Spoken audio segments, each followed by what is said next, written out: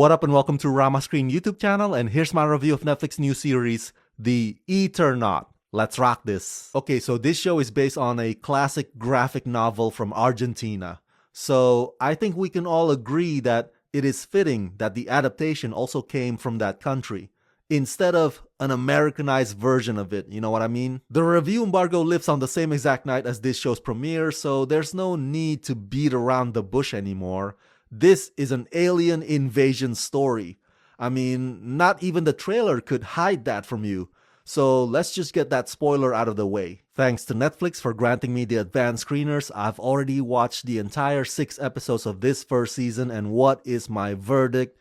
The Eternaut is highly absorbing and remarkably intriguing. Now, it's not perfect, and I'll tell you what I think are the show's shortcomings, but for the most part, it is a profound mystery narrative that marries science fiction and deep character study. At times scary, other times thrilling, it also feels tragic and prophetic all at once. It's a very layered human survival drama that keeps you hooked and can generate water cooler conversations. The new series made in Argentina is based on the iconic Argentine science fiction graphic novel by Hector G. Oesterheld and illustrated by Francisco Solano Lopez, directed and created by Bruno Stagnaro, who's also responsible for the script with Ariel Staltari. In The Eternaut, one summer's night in Buenos Aires, a mysterious deadly snowfall wipes out most of the population and leaves thousands stranded. Juan Salvo and his friends embark on a desperate struggle for survival. Everything changes when they discover that the toxic snowstorm is only the first attack by a foreign army invading Earth. The only way to stay alive is to join together and fight. No one will survive on their own.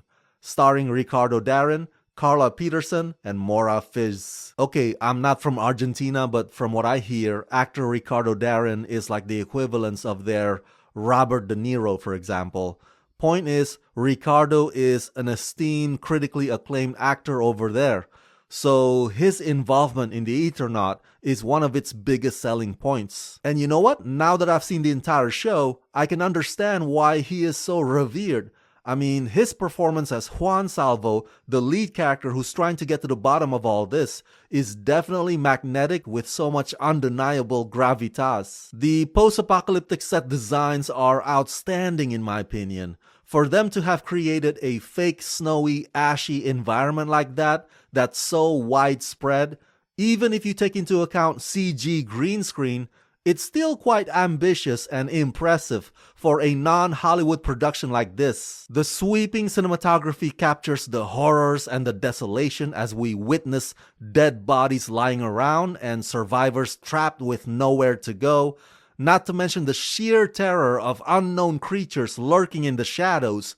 The score and the sound design enhance the sense of urgency that permeates the series. Now, as for the criticism I have about this show, well, it's the usual suspects. Some episodes are more sluggish than others, and what I don't understand is, 2 episodes in, and all of a sudden, everybody somehow got their hands on a gas mask. So what once was a rare commodity, a reason for people to kill one another over, it suddenly becomes readily accessible.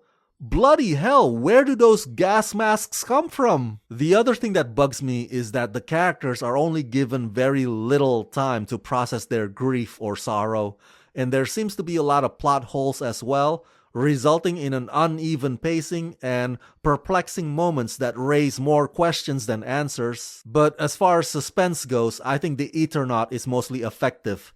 What you need to keep in mind is that much of the show follows the usual tropes of sci-fi disaster stories, so all of the expected elements are in here, from neighbors fighting each other over scraps, and then themes of solidarity and resistance, all the way to the military. Of course the military was gonna show up, we all knew that.